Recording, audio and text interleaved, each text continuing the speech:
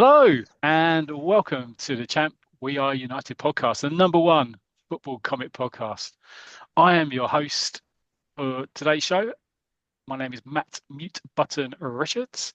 Welcome to episode 97. Woohoo! 97, It's 97. 97. Happy New Year as well. Happy New Year to everybody. Mm. Um, let's introduce you to my co-host for today's show. It's a few of us in Champ Studios tonight. But first person I'm going to introduce is somebody who communicates on audio podcasts using just the unusual medium of interpretive mime, i.e., waving and stuff like that. It is Mr. Neil Bygone Brinsden Berrigan. Hi, Neil. Yeah, I'm good, thank you. Welcome everybody. I think you've got a good show coming up ahead. And Hope so. Hope so. And you can hear him chuckling in the background, like one of the Chuckle Brothers. It's the tangential one. It's our very own Murray Walker. It's Paul Tangent Richardson. Hi, Paul. Cheers, mate. I don't know about Murray Walker. I'm not doing anything skid solo. Well, as far as I know, anyway. I don't know where we're going to go there with the Oh, skid stuff, but anyway, yes, I guess fine. Hold the solo bit, but yeah. good, excellent. Okay, well, welcome, chaps. Yeah, unfortunately, Simo can't make it. He's having technical problems. He came back last time because he got rid of the technical problems, and Yeah. he's got technical problems again. But we're hoping that he can dial in his latest instalment of We Are United live from the mill later on. So we may be able to insert it into the show. So listen out for that. And unfortunately, Goal can't make it either. So Goal was due to be here for Goal fans out there, all three of you. He can't make it. I think he may be stuck doing panto at the Princess Theatre in Torquay. I think he's in doing Jack and the Beanstalk. I think he's understudy to the Magic Beans or something like that. So I think he's been called in there. Actually, this is a fun fact, and this is God's honest truth.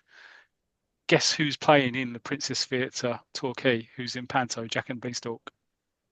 Oh, I did see that, and I can't Right, remember now who it John is. Altman, Nasty Nick from EastEnders. Yes. So Yes, Dot Cotton's I wonder son. if Dot's going to go down there. I don't know. I don't There's a know. lot of nepotism in Torquay. That's all I'm going to say. There's lots of She's isms got in her Torquay. son. Dot's got Nick there, and she's got Goal as understudy. So there you go. Anyway, but anyway, Goal, we're missing you. So I hope you come back soon. And likewise, Simo. So yeah, but you may hear from Simo later on. But we've got a quality lineup here for you. We've got Tangent, we've got Brinsden. So we're going to do the running order. So it might be a bit of a shortened running order this week. But yeah, so first of all, I'm going to start off soon with the social media feedback.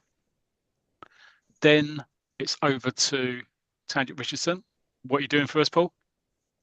Well, some people thought it again, like a lot of my other features, it might never happen, but we're there, part 4, and it will be the conclusion, the final part of the Roy of the Rovers Cup Winners' Cup run, and we're at the final, remember? Season review. It's been so long, I've forgotten what season it was now. Should have made some notes.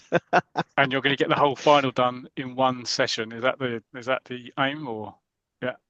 I don't want to give away any spoiler alerts, but it could be tight. Let's just say, I think I signed off by saying, if you think you've experienced football and if and you think you've experienced comic book football, you haven't until you've relived this final. Let's just leave it there. it's 83, 84, is it not? It's epic. It's epic. Let's No, just 84, 85. Yeah, Oh, is it? 84, 85, yeah. Yeah. Oh, please let's not go back over the previous season. We just get back to the end of this one.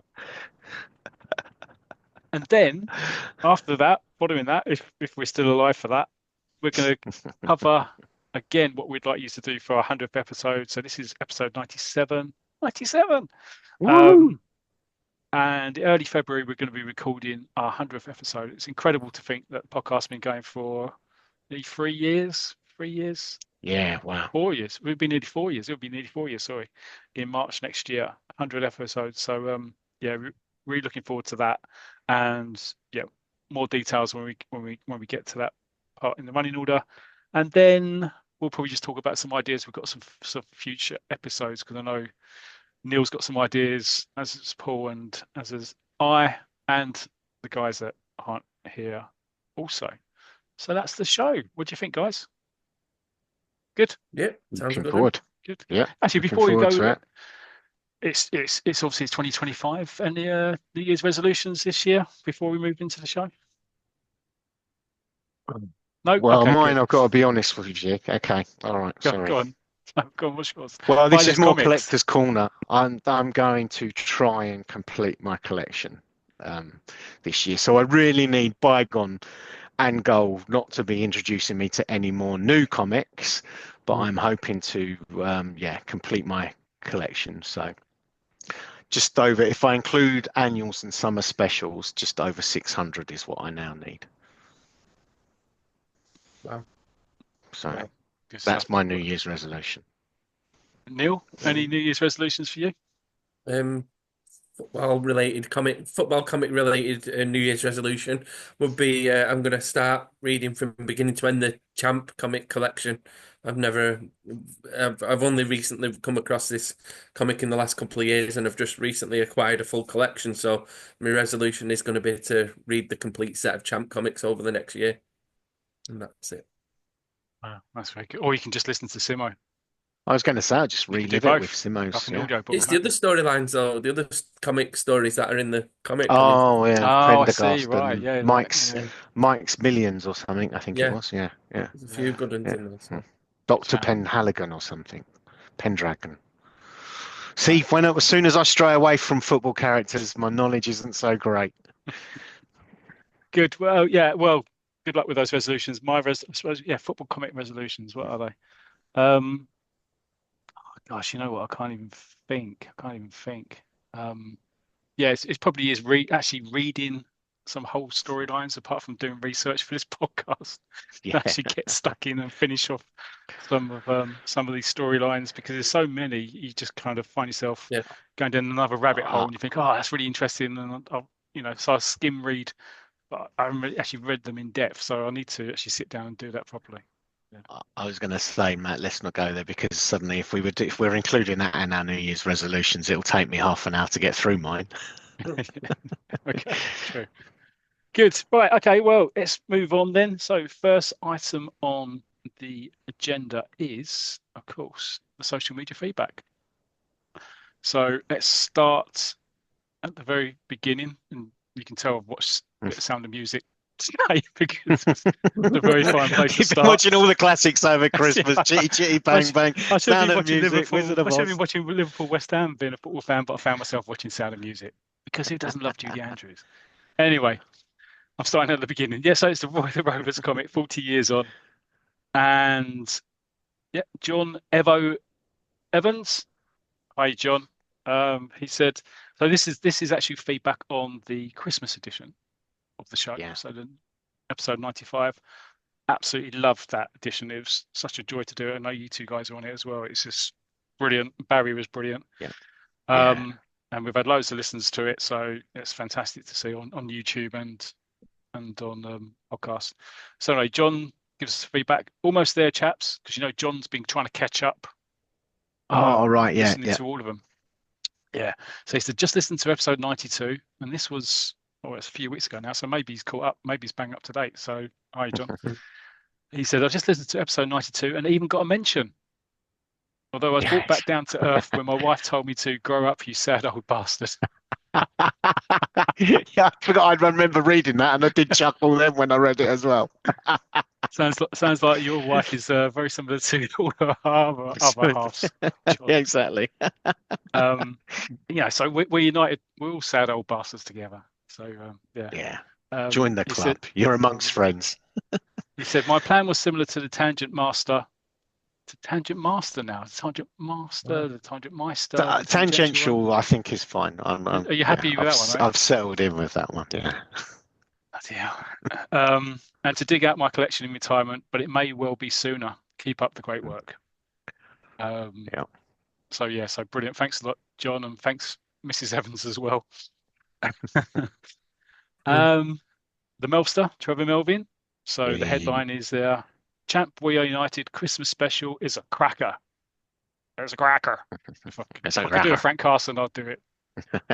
I can't. So Trevor says the Champ We Are United team naturally adopted the Christmas tree formation for this seasonal special, which stars comic book hero Barry Tomlinson.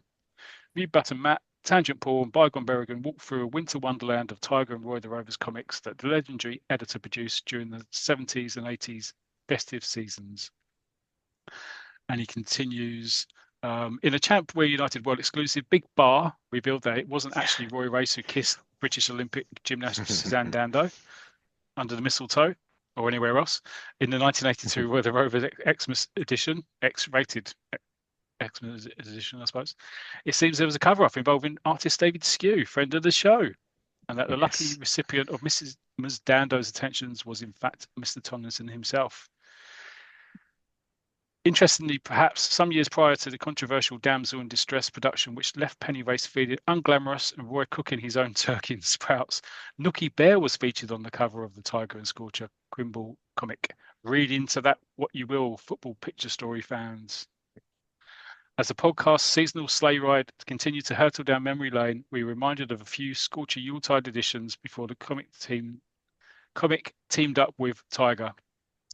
And he talks about Trevor Hockey there, obviously Trevor Hockey there, and then the three wise men from Champ Towers, he says. I think he means us. A good King Barry also took us on a Quimbo shopping spree with Billy Dane to see what the young man filled his grand stocking with each year. For the Christmas record, Billy bought her 1 pair of slippers, 2 ornamental cats, 3 potted plants, 4 pairs of gloves, and it sounds almost like it's going to be like a partridge in a pear tree, but it's That's not. what I was waiting for. 5 gold rings. And it finishes off once again with the help of comic supremo Barry Tomlinson. The Champ Boy United team managed to stuff all the giddy excitement of a John Gillett illustration into this 95th episode. It's a winning performance that will almost certainly ensure maximum points over the festive period, and that the #1 UK football comic podcast remains at the very top of the tree again this Christmas. Yeah, I think we've still Christmas #1 for football comic podcast. I haven't checked the latest stats coming in from podcast MI Towers, but yeah, I reckon we are #1 for Christmas and New Year. Never in doubt. Never in doubt. Never in doubt. And it finishes, "You'll never walk alone." Oh, I see what he's done there. Very clever. Classic Melvin. Classic Melvin. Thanks a lot, Trevor. Adrian Lord said, "I thoroughly enjoyed this." Friend of the show, Pencil Lord, House of Lord, view from the House of Lord. I thoroughly enjoyed this podcast. I love the Christmas issues. It was weird talking about the front covers. I still have Henry Cooper's autograph from 1987. Yes. Yeah, brilliant. He was the first person I ever asked for an autograph. Who's the first person you ever asked for an autograph, chaps? I don't think I've ever asked anybody. Okay, fair enough. You're so young, it's probably just a selfie. Hold on. Didn't you ask Matt when you met him over Christmas? That's what I heard. It was a bit embarrassing. Yeah, did you get that? I don't think of. Oh, sorry. Yeah, but I have. I used to go watch Manchester United train when they used to train at the Cliff. So that was like in Salford. So yeah, I used to ask Remy Moses. Before they went to Carrington, they had it was like it used to be an old rugby ground called the Cliff. That's where they used to train. Yeah, the famous. I've asked Manchester United players, so yeah, I would have asked them probably. Some Brian Robson, probably somebody like Steve Bruce, somebody like that. Ah, okay, good. Nice. And Paul? Do you know what? I'm trying to think. Actually, I've not been a big. I know because I should have rehearsed this, shouldn't we? No, yeah, we should. No, you know what? But different to Bygone. It's not that I wanted to, but I get all very nervous around famous people. But the one that I do remember, and I didn't exactly, and I didn't pluck up the courage. And this will take people back. I was at somewhere near Luton at a dog track, and there was Ashley Grimes and Ian Allinson. And so Ian Allinson actually scored the goal for Arsenal in the 1987 League Cup semi-final to force move it into extra time. So for people of my generation, he's a bit of a legend because that's what set us on to the great 89 league titles and things like that. So, and I didn't have the courage to walk over and ask for his autograph. I just stood there in awe with my jaw down. I was about 12 years old at the time, I think. Okay. Actually, I was about 16. Mental note: don't ask that question again, Matt. Edit that bit out. Edit that bit out. Oh dear. Champ We Are United site, Facebook site. So here we have Terry Angus. It says season's Hey. greetings to Barry and all the gang. Thanks, Terry. Happy New Year to you, mate. Adrian Lord, he's on every site. He's on the Champ We Are United site as well. So beautiful. The Christmas Roy of the Rovers. When Roy was in hospital, he's posted a picture of the 1981 when Roy was in hospital, and you've got Blackie dressed up as Santa. Yes. And he said, when Roy was in hospital was a weird one. All the kids looked like the player's offspring. I don't know if you remember that one, but it is. I did. Do you know what? I did look at that, and it was quite funny. There's definitely a young kid that was very much the offspring of Noel Baxter, Yeah, or the love definitely. child of Noel Baxter. or if it isn't, then it should be really suspicious of his Exactly. girlfriend. Yeah. I think David was brilliant at drawing women, but probably not so good at drawing little kids. Yeah, he didn't have the same enthusiasm for the children as he did for the ladies. He spent 5 minutes on that, didn't he? Yeah. 5 hours on. He wants some children on this. Just shortened the kids, the adults down, didn't he? Yeah. Just squeezed them down. Stuck a small head on them, that'll do.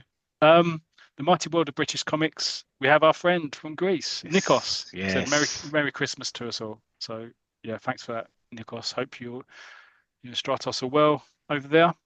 And then finally Aussie Lee. So on YouTube. Hey, friend of the show, Aussie Friend Lee. of the show. From Down Under. He said, still blows me away that we get to hear from and even interact with Barry all these years after first reading Roy and Tiger growing up. This was a real Christmas cracker an episode, chaps, bringing back great memories of Yuletide-themed issues from my childhood. Thanks to everyone at the Champ We United team for all the time and effort you put into producing the podcast so regularly. You are building a real comic book community across the world now, and look forward to seeing and hearing more episodes in 2025. Merry Christmas to all presenters and listeners, and have a happy and safe New Year. Lovely. See? Lovely. Yes. Beautiful words. Brilliant. Thank you very much, Lee. Excellent stuff. And I'm glad, I mean, we still pinch ourselves the fact we're lucky enough to have the likes of Barry and David and on the show. So it's great that listeners really enjoy that too. But yeah, Happy New Year to you, and Happy New Year to all the listeners. And I hope you have your resolutions and you stick to your comic book resolutions like we will aim to do with ours. Absolutely. Right. Okay. Moving down the running order. It's time. It's time for part 4. Shall I hand over to the tangential one? He's putting his sheepskin coat on.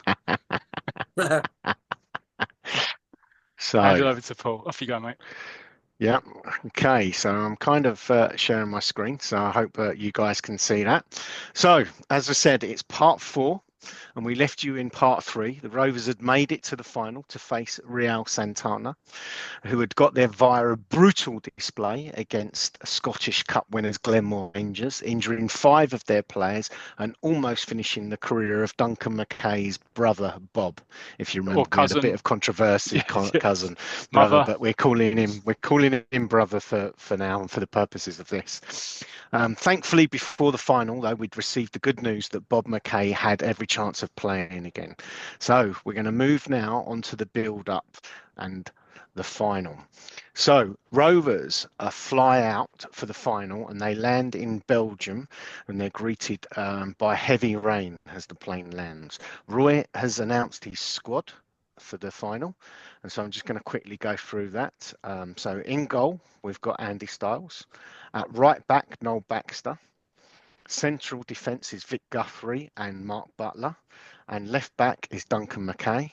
And we've got a midfield 3 of Jimmy Slade, Blackie Gray, Carl Hunt, and a front 3 of Rob Richards, Roy Race, and Neville Jones.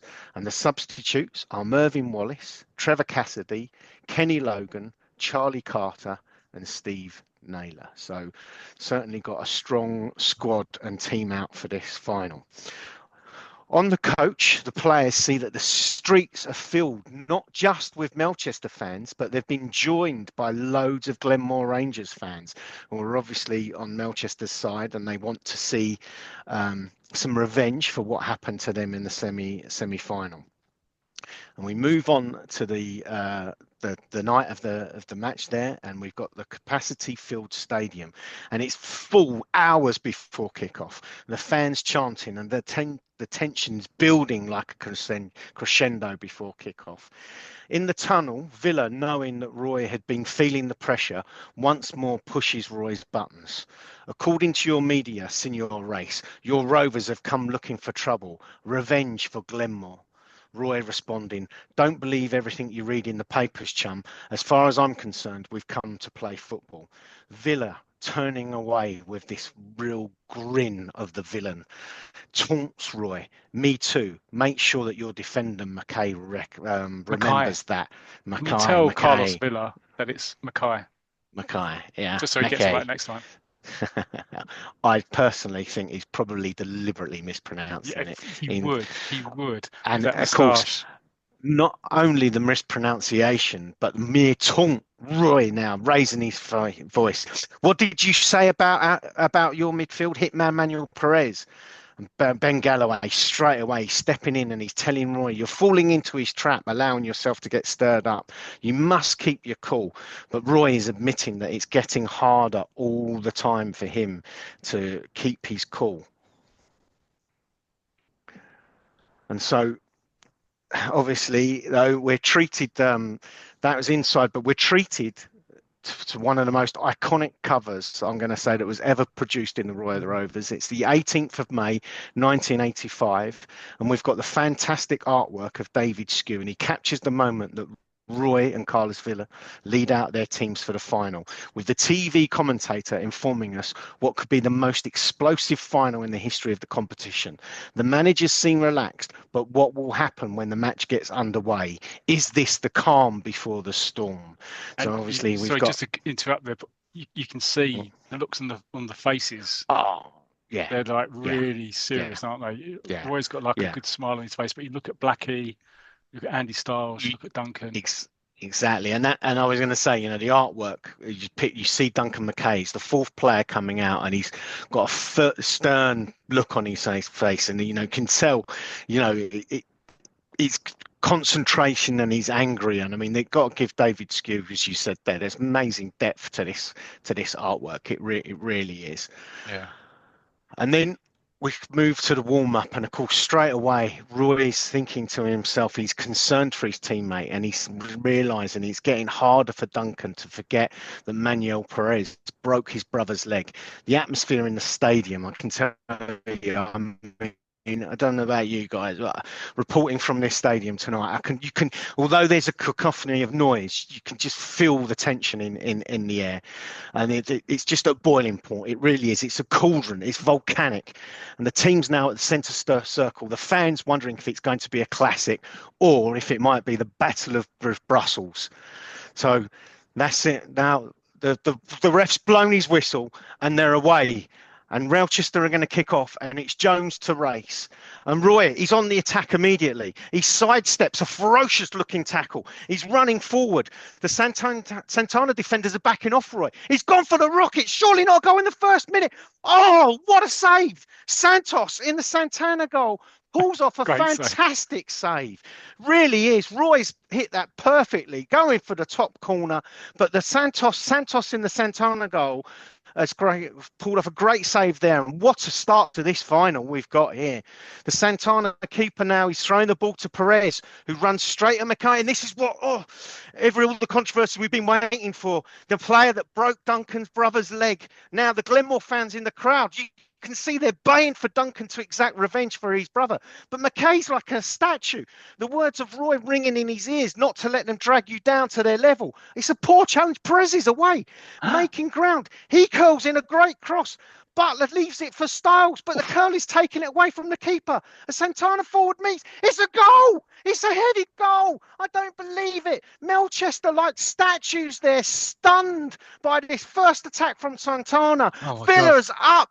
from the bench. He's celebrating, his fist in the air. And the Melchester players, I think they seemed stunned. I think they got caught there wondering what was going to happen with Duncan McKay as Perez ran at him. But McKay just seemed to freeze as it happened. And what a start to this final. But it's 1-0 Santana. And they seem to be buoyed by the goal. The beginnings. Have you got a drink there? I'm just worried about your health, but you're going to be okay because this is early. This is only like 4 pages in. Look, do you know what? Defibrillator there. Is it all right? St John's ambulance on the side. We'll see how it goes, but trust me, you know, keep going, there's a lot to go through here. There's a lot to go through, and I think you can tell it's going to be interesting. But we've had a fantastic start to this and eagerly anticipated final. And Santana now, I tell you what, they're showing us that they can play football, you know. They're not just a team of foulers and bullies. They can actually play. It's Coruna, Diaz, Perez. What a turn. He's got a chance. He fires in a shot. What a save from Styles. He's tipped it over the crossbar. Great save. I tell you what, I'm not sure Rovers could afford to go 2-0 down so early as that. From the corner, Styles punches clear. McKay collects the ball as he does, and Perez runs in. And Perez has gone down. But I don't really understand what there. McKay's going to clear the ball. The referee's blown. The referee's blown up. He's given a penalty. Surely not. I can't believe this. What? No, come on, ref. This is unreal. The referee is... No, I tell you what, he's got carried away with all this pre-match talk about McKay seeking revenge for his brother. Surely, Perez, the way I saw that, Perez just ran into McKay. McKay has collected that ball from the Styles punch, and Perez has just run into him, and he's just fallen to the ground. It's a penalty. I don't believe this. Surely not. Rovers can't be going down this early.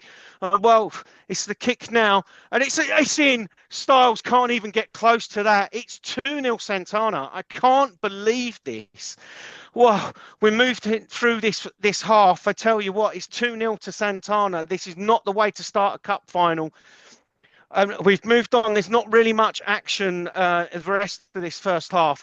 And with the half-time whistles sounds, and Carlos Villa, I tell you what, he is grinning like the cat that's got all the cream. This villainous character. Oh, I tell you what, I do not like that smirk and smile on his face. Exactly. It really is not nice to be watching this, but he's very happy, and you can understand why. Oh, well, I must admit there were many things that would be predicted, but a 2-0 half-time lead for the Spanish Cup winners is not something that I would have put any money on, I can tell you that. Roy's happy. He's got his players back he's happy to get his players back into the dressing room. I don't think he's happy, but he's giving them now. He's talking to them, and he's saying that we've been standing, waiting for the game to explode. We're holding back as if their players are made of porcelain. We need to treat this match like any other. Forget the crowd. Forget Villa. Play the only way we know how, the Melchester way. Well, let's hope Roy's can manage to calm the Rovers players down, and they come out to the second half there, and we're into the action, and it's Cole Hunt, and Cole's got onto the ball, and he's running with the ball. I don't believe this. The referee's blown again. He's penalised for what? Again, I've got to say, the Santana player, it's like a shoulder-to-shoulder challenge. But the Santana player, it just goes down like a ton of bricks, and there's hardly any contact there at all. I mean, for me, Cole Hunt had the ball and was running with it. It was a fair challenge. Fair shoulder charge, yeah. Yeah, it was fair shoulder-to-shoulder. But the referee, I think he's really got caught up. I mean, I don't know if you remember, obviously, we did say in part 3, the press have really been stirring this up with what happened in Glenmore. And I think this referee has really got caught up in that. And this electric atmosphere as well. There is this kind of hidden thing with the Glenmore fans in the crowd. And I personally, I think he's refereeing this the wrong way. He's being swayed by the atmosphere here tonight. Anyway, to this free kick, and Santana looks like they're going to take a short kick, but I think Roy's anticipated this. Oh, Roy's in like a flash. He's intercepted that ball. He sees that they're going to take it fast, and he's got the hold of the ball, and he's seen that Santos in the Santana goal is off his line. He's gone for the lob. What a goal! Rovers are back in this final. Look at Villa's face now. He's angry on the touchline. Take that, Carlos Villa. Rovers are back into this game. Oh, what a fantastic goal from Roy. I'll tell you what, how he read that free kick, and he's seen the keeper off his line, and he's lobbed Classic him. Roy. And I tell you Classic what, Roy. Villa is screaming on the touchline straight away. And I tell you what, that he's got an immediate response, Roy, from the Spanish manager. He's bringing on Bazura, the player that took out 3 Glenmore players in the semi-final. Well, you know, I think that's a clear signal from Villa. We've been treated to good football so far. Admittedly, that 2-0 in the first half kind of dulled it and Rovers held out. But now I'm wondering what the tactics are from the Spanish team as they've got this 2-1 lead to hold on. The match is moving on and Santana are just concentrating. As I said, they're just preserving their read. What you know, people would call as like a low block. Melchester, a lot of possession, not really managing to do much with it. I mean, the full-time whistle's getting closer now, and I must admit, I'm beginning to wonder if Rovers are going to be able to get back from those 2 early goals in this match. And he's got Mark Butler now. Mark Butler, who's got the Rovers ball-playing defender. He's beginning to push forward. He finds Roy, who manages to pass to Neville Jones. Oh, crikey, after that pass, Bazura's come in, and he's just scraped his studs. I tell you, if you get a chance to see that, this is a disgraceful challenge. But Roy's managed to get the pass off to Neville Jones, and Neville Jones has smashed. It's a goal. Jones has equalised. What a goal! I tell you, sorry, it's concentrating on Roy, and I missed the pass had gone, and Neville Jones on it like a flash, showing his class. Remember, he'd got picked for England. This guy, Neville Jones, what a career he's got ahead of him. And you may remember he scored a vital goal in the FA Cup final last season. What a player Neville Jones is, I tell you. And it's 2-2, but Roy's on the ground. That was a horrendous challenge for Bazura. And it really is. Roy's crumpled on the ground in agony. But as Roy's down, I tell you what, just goes to show how vital that was. The referee has blown for full time. There isn't even enough time for the game to restart. Got an equaliser in the last minute of this match. Taffy's on and he's coming on to administer treatment for Roy. Roy's having to be carried from the field by Taffy Morgan and Blackie Gray. Kenny Logan is stripped off and he's preparing to come off the bench. Blackie signals. Blackie's though, actually, obviously Roy's being treated, but he's signalling to Kenny Logan. He's taken charge here while Roy's concentrating on his injury to hold off. Kenny Logan's been told to hold off. And but thankfully Taffy, it looks like he's taken precaution and he's put surgical bandage under all the Rovers players' socks. And it looks like it saved Roy from the worst of it. But extra time, whilst this has been going on, apologies, there's so much to go on and the noise of the crowd here. I tell you, the extra time has already started. Rovers, of course, they've started this extra time with just 10 men. And Santana are on the attack. And a great attack, and a cross, and a diving header. It's just whistled past. He's headed wide. Styles. Now, Santana again. Styles, it was nowhere there, but Styles just pulled off a great save to keep Rovers in this. I tell you now, though, the fans are getting a little bit agitated with Roy because they're wondering why that Roy is continuing with just 10 men. And once again, the camera pans to Carlos Villa. We see him smiling. Oh, that smug look is really beginning to wind me up, I can tell you. Oh, dear. He's smiling on the sidelines, and he thinks that you can see in Villa's thought bubble that he believes the Rovers have seen the last of their hero in this final. The ball's gone out for a throw, but wait, Roy's up on his feet and he's signalling to the ref to let him back onto the field of play. Roy is going to be able to come back. This is good news for Rovers. Of course, they've been playing this first half of the extra time with just 10 men. Now they're back to 11. And Roy's back on the field. It had been all Santana, but he's inspiring. That return has inspired Rovers, and Rovers are back on the attack. And the ball's come across Mark Butler. Oh, great shot. Santos, the Santana goalkeeper. Another impressive save. Wow. Just turning it around the post there. A low effort from Mark Butler. I've got to say, this Santos guy is a great keeper. There's no doubt about it. It's the second great save of this match. But Carlos Villa's going crazy on the touchline, waving on the touchline, and the referee's not impressed. He's going over, he's telling Villa to sit in his seat, but Villa's lost it. He shoved the referee. What? Oh, good. This guy has no bounds to what Villa will do. I can't believe he shoved the referee. The referee's not having it, though. He's red carded the Spanish manager.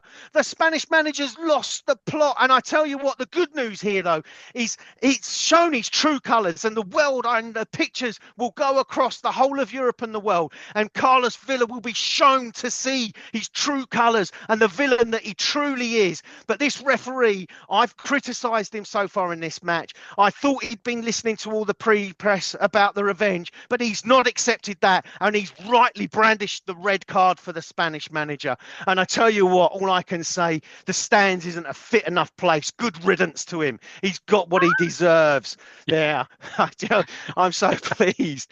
Yes, and the Rovers fans and the Glenmore fans, you can tell that they're making their feelings unknown. Roy has watched the Villa walking down the tunnel, and we see his thought bubble. He should feel sorry for Villa, but he doesn't. You're a clever man, but you cast a nasty shadow across the game of football. Although Villa was no longer on the touchline, though, the Real players still wanted to, they're dishing out the treatment. And Roy gets on the ball. Bazora charges in, but it's a fantastic body swerve from Roy. He's evaded the challenge. He's left Bazora. He's taken out his own teammate. Roy's continued the move forward. The Spanish defenders are backing off. He's lobbed the ball into the penalty area. Can you believe? It's Duncan McKay. It's a great chance. Surely this is the way to exact revenge for his brother. A Santana defender's coming. He's elbowed McKay. And yes, the referee's blown the whistle. It's a penalty. Oh, well, I tell you what. Some people think this is fiction, but you can't get better than this. What an ending that would have been. McKay was clean through on goal. Surely he would have scored the winner for Rovers, but he's been taken out there by the Santana defender. It's a penalty to Rovers. Why? I wonder who's going to take it, because Duncan normally is the penalty taker, but surely after that incident and everything that's residing on this match, surely not. But Roy is leaning over to McKay on the ground. Come on, Duncan.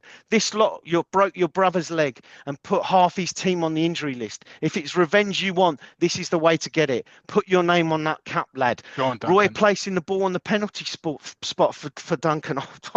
Well, I've got to give a commentary here. I'm not sure I can watch this. The noise and the tension in the crowd here. Duncan steps up. Oh, crikey. The Scottish fans are shouting in the ground. They want him. He's lashed his right boot at this. Oh, what a powerful connection. I don't believe it. It's gone wide. It's a penalty of just all power and no accuracy. He's put everything into it, but this ball's just sailed wide. Oh, it would have beaten Santos in the Real goal, but it's wide. Oh, I can't believe this. Is there any more? I can't. I'm not sure I can handle this. What an absolute this. idiot. I mean, it's useless. Well, it was the chance. Duncan, his fist is clenched. He's apologising to his teammates. He says to Roy that he tried too hard, but Roy says to forget it in this crazy atmosphere, that he's not surprised. And I have to admit, I'm not surprised, but I don't know if Bygone's going to pipe in here. I really think that was bad management for Roy. I understand why he did it, but there was so much. I would not say that, I wouldn't want to compare myself in managing decisions to Roy, but I wouldn't have put Duncan in that position. I really wouldn't. I'm not bothered about putting him in the position. I think it's the advice he gave. Like if it's revenge you want, this is the way to get it. He put a lot of pressure on him with the team at that point. Yeah, he's added the pressure there. You're right. Poor old Duncan. I mean, he's just lashed. I mean, he's connected with it, but he's just gone for power. His head will be gone. I just can't believe.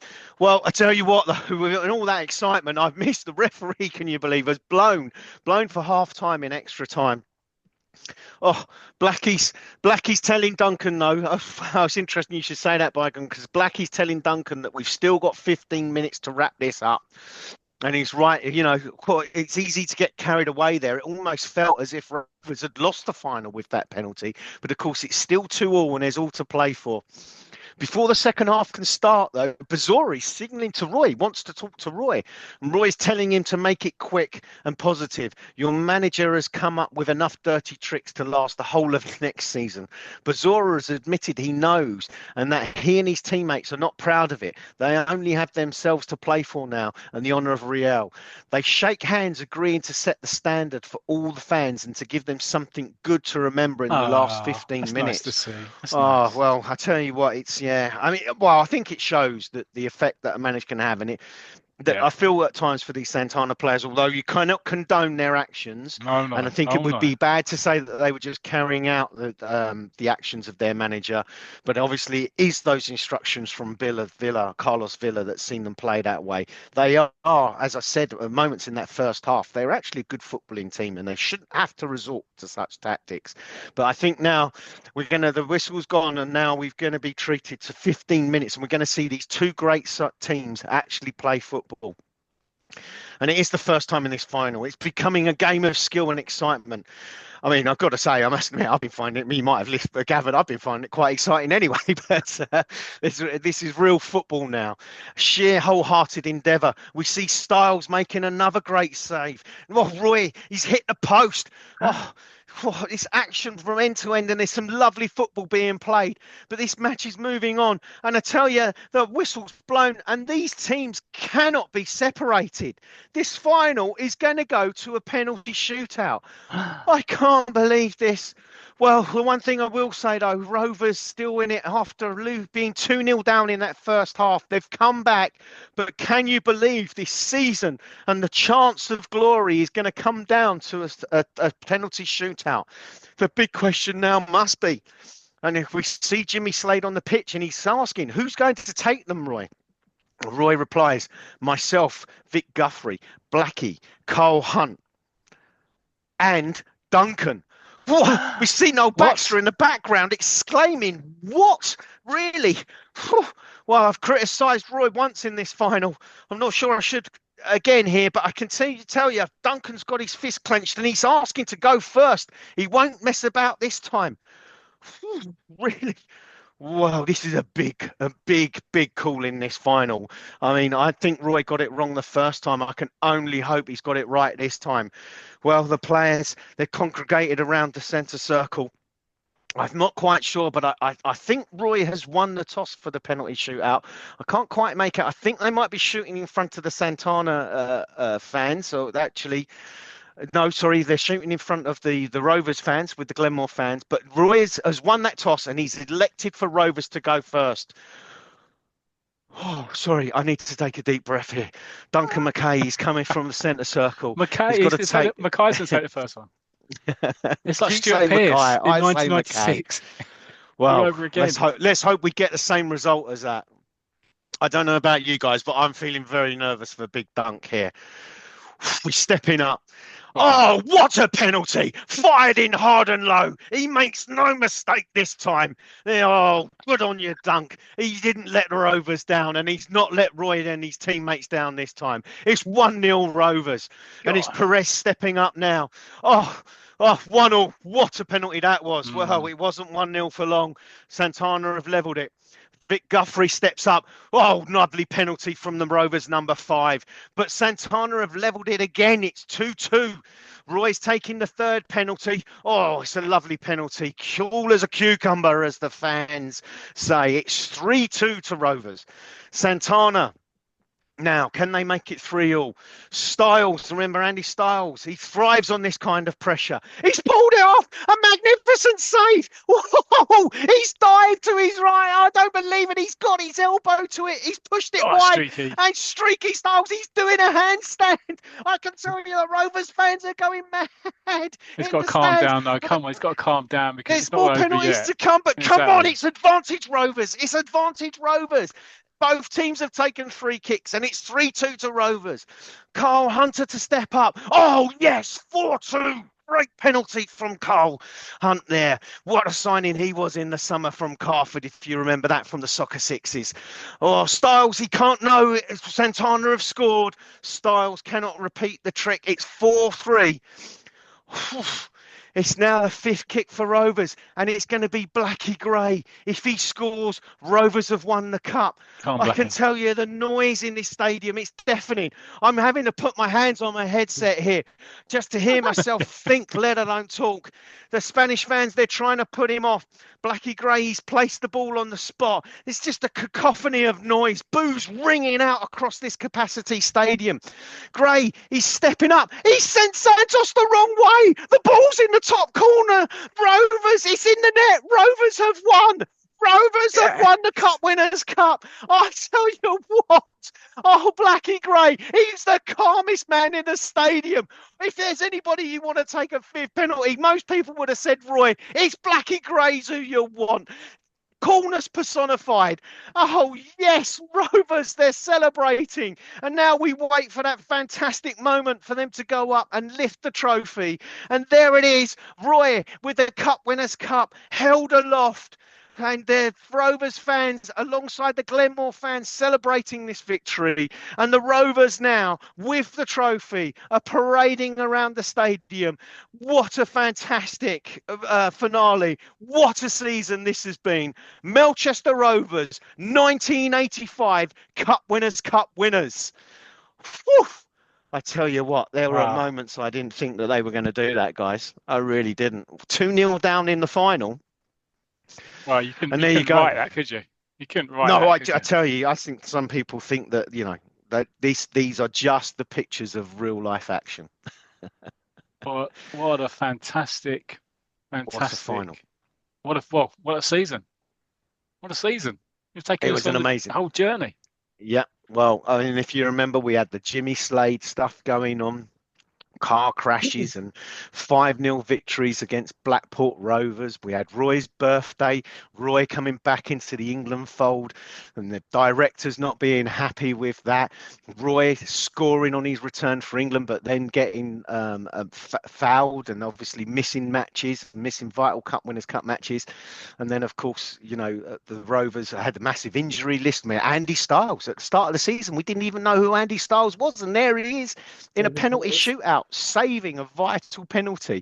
It hadn't been for Andy there, I mean, who knows what would have happened. I mean, it's no doubt about it. It's a season that's will live long in the memory, And some of the football that was played, I've mentioned this many times. I can't believe it ended with just one trophy because, I mean, what was it? 5-0 against Blackpool, and we had 5-0 victories in other matches as well. I mean, I've lost count how many times the Rovers scored that amount of goals. It really was a sensational season.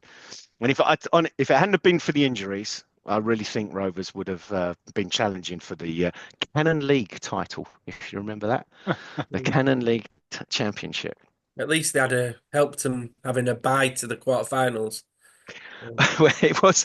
We did obviously comment on that, and we do love comic. Well, we love comic football, but it was interesting. If you remember, I think for the first two parts, I didn't even mention the Cup Winners' Cup, or it wasn't in the comic anyway. And I can just imagine like the advice he gave to Duncan McKay when he was stepping up. You can imagine what he said to Blacker, for every my shadow or something like that. Blackie Gray, the unsung hero, a very underrated member of the Melchester setup. To be, You know, right? I bet if you look back through a lot of the finals, especially in the excuse me 60s, excuse me, Blackie stepped up a lot. Yeah. In finals and got a lot of important goals, I think. Well, I mean, I've got to say, and I am going to touch it because Matt, you did kind of raise your eyes, and you were right, of course, carried away in the moment, and obviously commentating in that moment as I was. For those of you listeners, of course, that was, of course, Neville Jones actually was a victim of the Basran disaster. And but he scored in the cup final against Walford as well, and that was the equalising goal there in that Cup Winners' Cup final in the last minute of the match. So yeah, amazing times. It was an amazing time to be a Melchester fan. Trust me, it really was. Yeah, it's great Melchester season. Magic. We all. Well, that was amazing, yeah. Paul. That was absolutely superb. Thank you very much indeed. I mean, it was you started talking about it 2 years ago that you were going to do it. Then 6 months later, you started doing it, and now we find ourselves 12 months later. You've actually finished doing it, and I'm finally doing it. Yeah, and I've completed the set for listeners. For those of, was it John? I can't remember. John Joe that you mentioned was catching up on the pods. Obviously, John Evans. Yeah. John Evans. Sorry, we got the Kings Bay UEFA Cup. And we got the Danefield European Cup, Champions Cup, and now Melchester adding the Cup Winners' Cup. So I have personally brought home all 3 European trophies from the 80s It's the in Richardson the pod. treble. It's the It's Richardson the treble. Richardson treble. Yeah, exactly. I need to go and lie down in a darkened room now. 6 months. Well, I tell you what was interesting though as well. I mean, obviously that was the first final that ended in a penalty shootout as well. It's quite interesting. Oh, Yeah. Oh yeah. Well, of those ones that Yeah, can't remember yeah. many penalty shootouts in the comics actually. No, I can't either. It's funny, isn't it? Mm. I'm sure listeners will remind us of some. just I'm sure somebody will better. Yeah, exactly. I mean, Brilliant stuff. obviously in that Go on. sorry, I was just going to say in that Danefield one, it might have felt like a penalty shootout because if you remember, Tavento got a penalty in the last minute and it was retaken about 4 times, but it wasn't a shootout, I can assure you. That Danefield one was crazy. Yeah. Brilliant stuff. Well done, Paul. That was Brilliant. absolutely brilliant. Really enjoyed that, and we're looking forward to what's going to be coming next.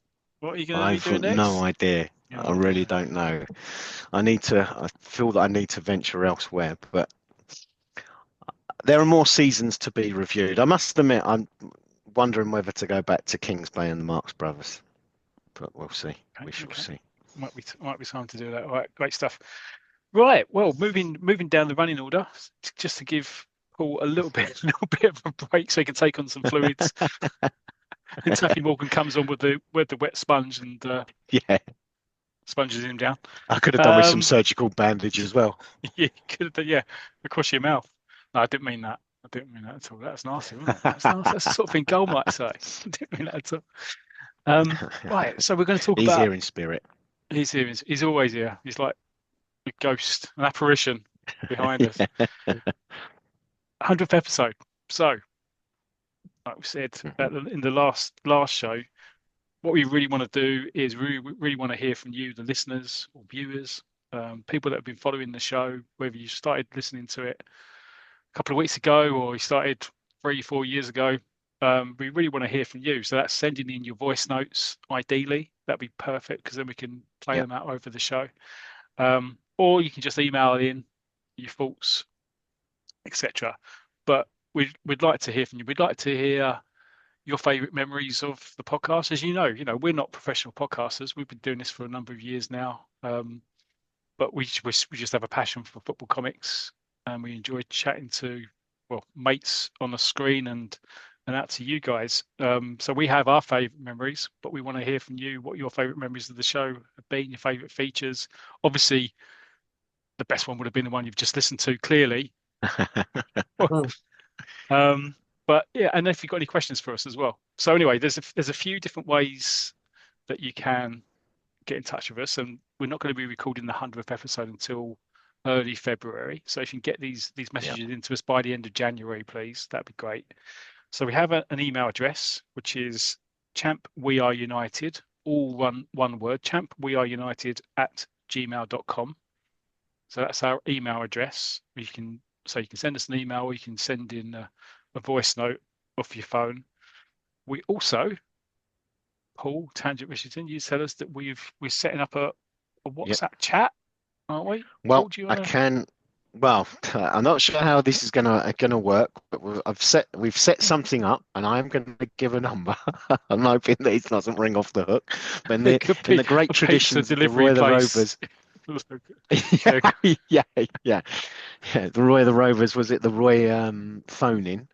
So we've got a number, and I'm thinking probably WhatsApp would be best, to be quite honest, if people were to send in their voice notes. But of course, we've got a number. So anyway, here it is. So 07923 359 212. And I'll give that one more time. That's 07923 359 212. And as Matt said, we are just a bunch of enthusiasts and amateurists. That's not a premium rate number.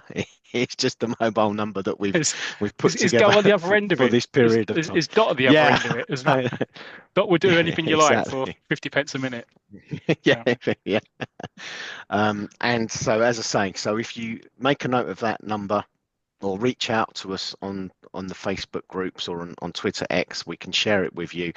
And please, yes, as I said, I think WhatsApp's probably best, but of course we can accept SMS, text messages, and that from there as well. But I would say don't phone the number because it will just kind of be sat in a drawer in Champ Towers, the Champ podcast towers, and will be just reviewed sort of once a week to collate all the voice notes. So there won't be, I'm afraid, there won't be Joe Pearson or Roy Race at the other end of that number, or even Barry or David or Paul Trevelyan or Pete Nash or Nick Jarvis. We could probably get some of them to do that actually. Yeah, Brilliant stuff. Thank you. Yeah, so please do that, and we'll send that. We'll do reminders for the next couple of shows as well, so we can hear from you guys.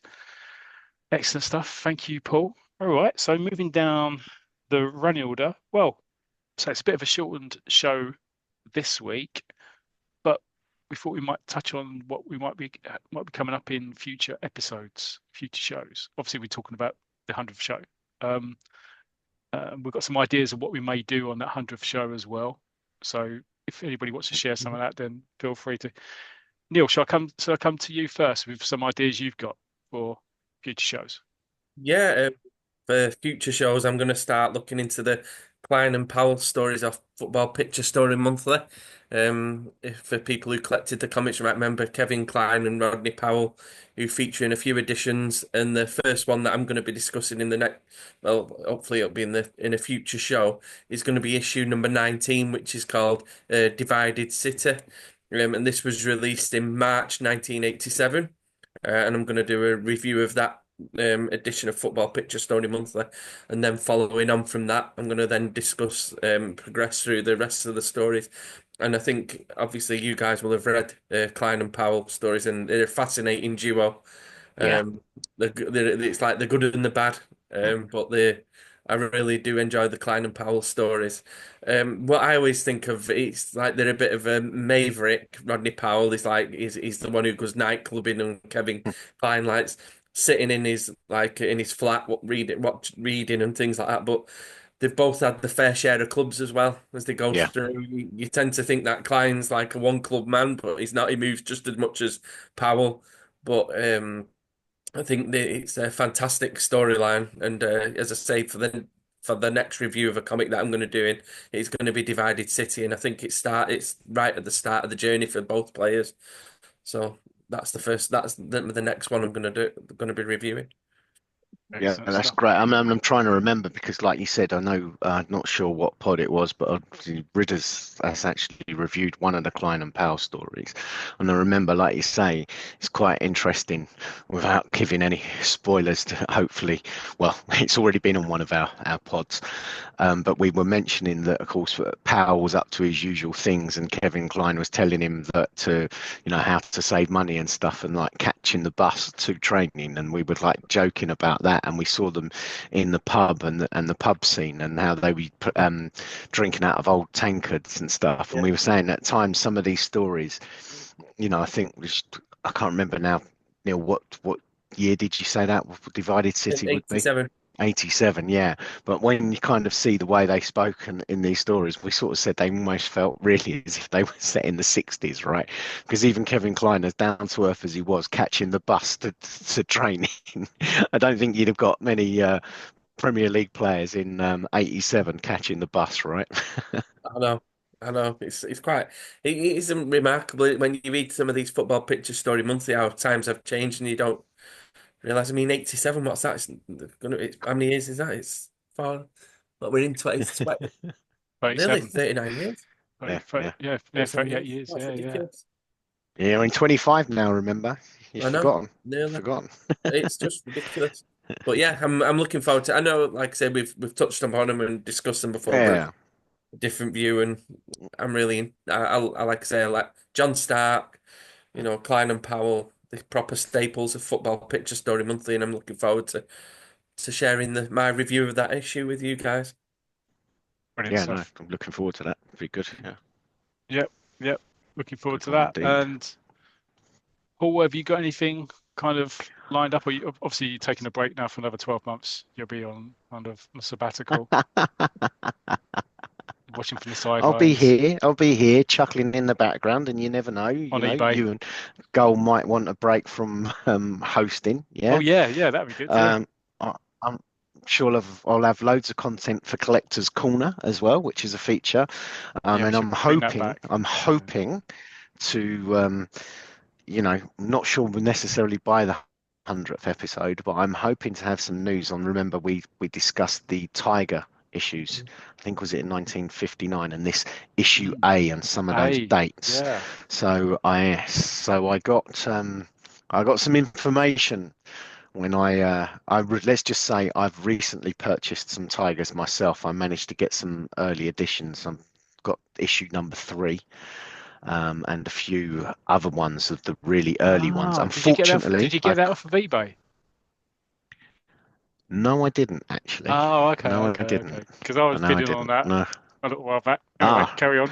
oh, that's interesting. Well, I know the person that was selling it on eBay, Ah, okay. so that's quite Was interesting. it So Berrigan? maybe we'll take that. Yeah, no, the postage wasn't that high. Sorry, private joke there, listeners. And it is a joke, by the way.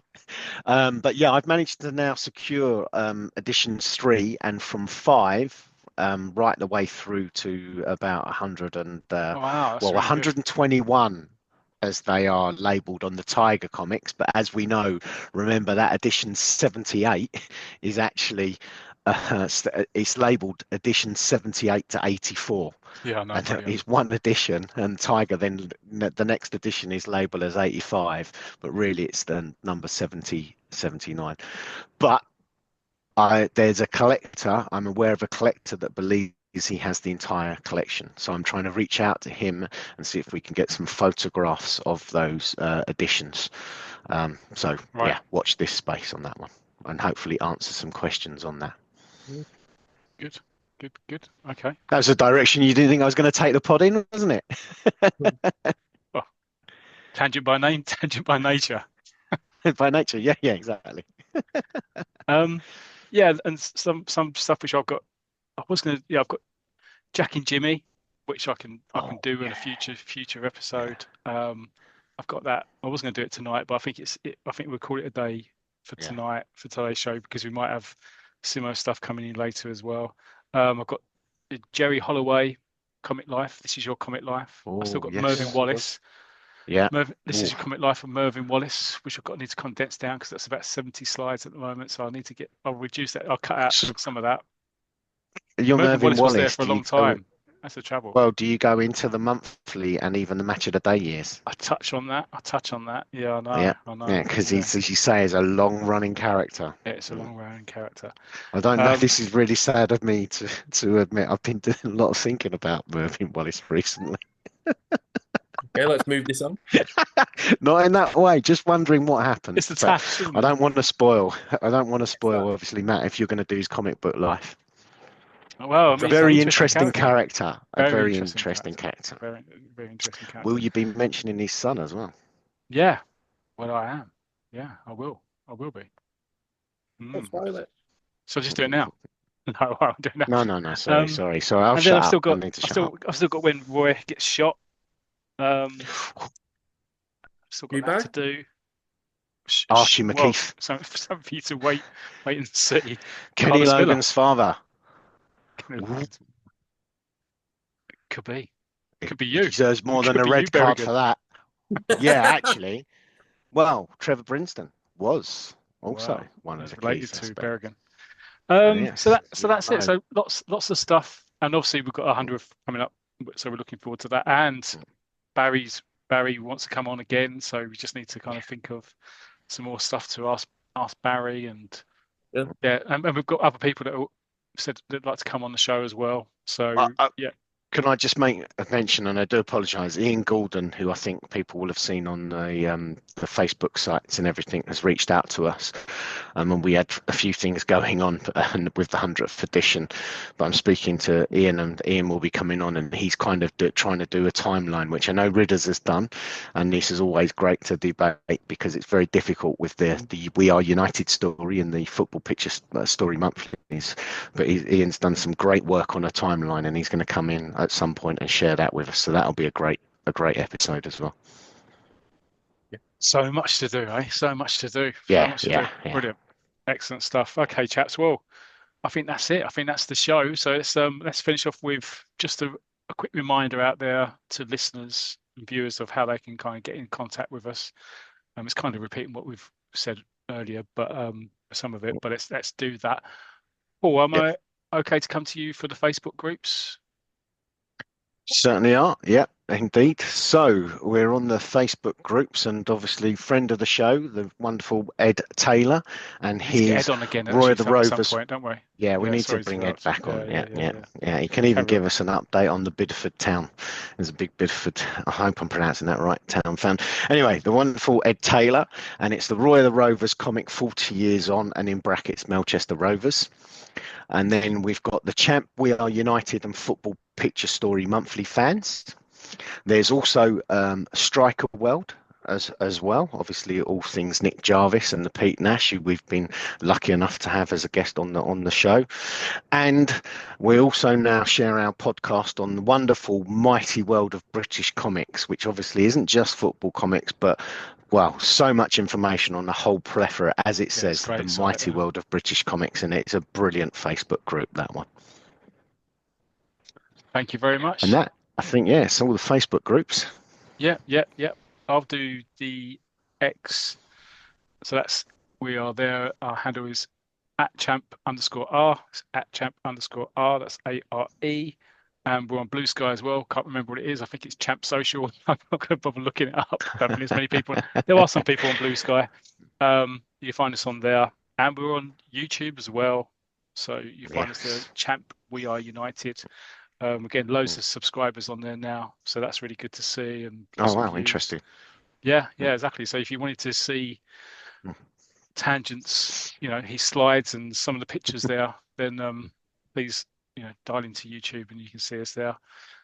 Neil, can you do the Pro Boards one, or shall I just do it? Yes, so we're on Go on. Pro Boards, which goes back many years. It's a forum with 55,000 posts on there. It's really good and a site for historical stuff as well. And that's champweareunited.proboards.com. We're on there as well. Brilliant. Excellent stuff. Brilliant.